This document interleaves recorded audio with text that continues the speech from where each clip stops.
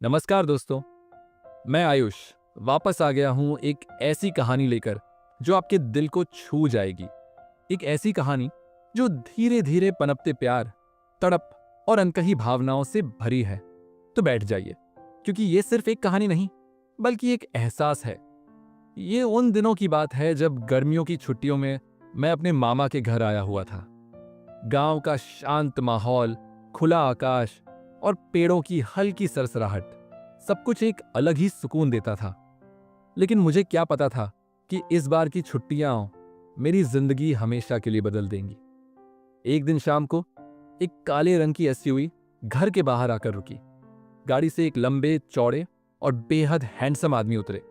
गहरी आंखें, हल्की दाढ़ी, चौड़ी छाती और घनी काली मूंछें, जैसे किसी फिल्म का हीरो। मामा ने मुझे बुलाया और कहा, आयुष, ये संजय भाई साहब हैं, कुछ दिन हमारे साथ रुकेंगे, तुम जरा इनका सामान अंदर रखवा दो। मैंने धीरे से संजय अंकल की तरफ देखा और ना जाने क्यों मेरे दिल की धड़कन तेज हो गई। जब मैंने उनका सामान उठाया तो हमारे हाथ एक दूसरे से हल्के से टकराए और उस छोटे से स्पर्श ने जैसे मेरे अंदर बिजली सी भर दी।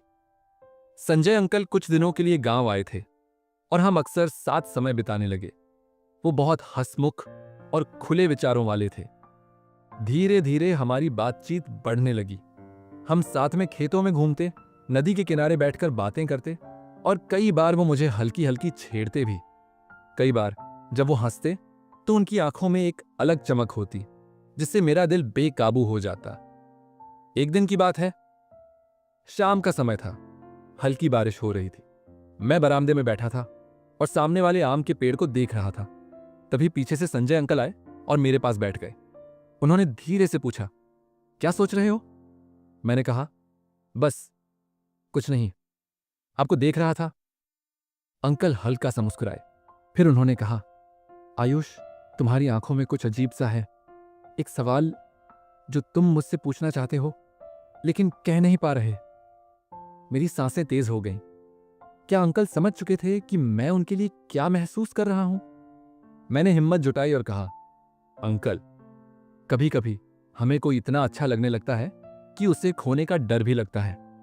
संजय अंकल मेरी तरफ मुड़े, मेरी ठोड़ी को हल्के से उठाया और धीरे से कहा, कभी कभी प्यार को छुपाने की जगह उसे महसूस करना चाहिए। आयुष, अब हर मुलाकात के बाद मैं बेचैन रहने लगा। जब संजय अंकल मुझसे दूर होते तो मुझे उनकी हल्की मुस्कान, उनकी बातों का अंदाज और उनकी गहरी आंखें बहुत याद आती। मैं रात को करवटें बदलता, उनका नाम लिखता और खुद से पूछता, क्या ये प्यार है? और फिर एक दिन ऐसा आया जिसने मेरे इस सवाल का जवाब दे दिया। रात के 2 बजे बाहर तेज बारिश हो रही थी। मैं अपने कमरे में था लेकिन मुझे नींद नहीं आ रही थी। तभी दरवाजे पर हल्की सी दस्तक हुई। मैंने दरवाजा खोला और वहां संजय अंकल खड़े थे। उनकी आंखों में कुछ अलग था, जैसे कोई राज, जैसे कोई अधूरी ख्वाहिश। उन्होंने धीरे से कहा, क्या मैं अंदर आ सकता हूं? मैंने सिर हिलाया और वो अंदर आ गए। कमरे में हल्की रोशनी थी। बारिश की आवाज बाहर अब भी तेज थी और हमारी सांसें एक दूसरे से उलझ रही थीं। संजय अंकल ने मेरे पास आकर कहा, आयुष, मैं अब और खुद को रोक नहीं सकता। फिर उन्होंने धीरे से मेरा चेहरा अपने हाथों में लिया और हल्की हल्की उंगलियों से मेरे गालों को सहलाने लगे। उनकी गर्म सांसें मेरे चेहरे से टकरा रही थीं और फिर उन्होंने मेरे होठों पर हल्का सा किस कर दिया। मेरे शरीर में जैसे सिहरन दौड़ गई। मैंने धीरे से आंखें बंद की और अपने हाथ उनकी चौड़ी छाती पर रख दी।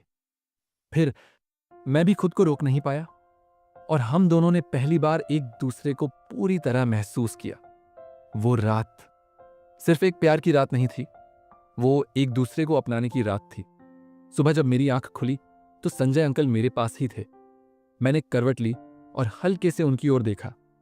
वो मुस्कुराए और बोले, अभी तक नींद नहीं खुली? मैंने धीरे से कहा, अगर हर सुबह आपकी बाहों में खुलने लगे तो जिंदगी कितनी खूबसूरत हो जाएगी।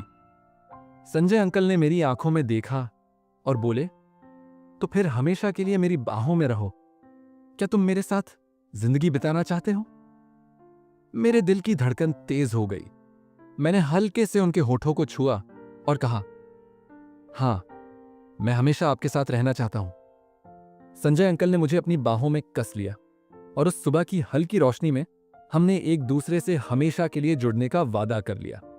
तो दोस्तों, ये थी मेरी और संजय अंकल की कहानी, एक प्यार, तड़प और गहरे रिश्ते की कहानी। अगर आपको यह कहानी पसंद आई हो तो लाइक जरूर करें और कमेंट में बताएं कि आपको सबसे अच्छा पल कौन सा लगा। अगर आप ऐसी और भी रोमांटिक कहानियां सुनना चाहते हैं तो चैनल को सब्सक्राइब करें। अगली बार फिर मिलेंगे एक नई कहानी, नए एहसास और नए रोमांस के साथ। तब तक प्यार महसूस करते रहिए।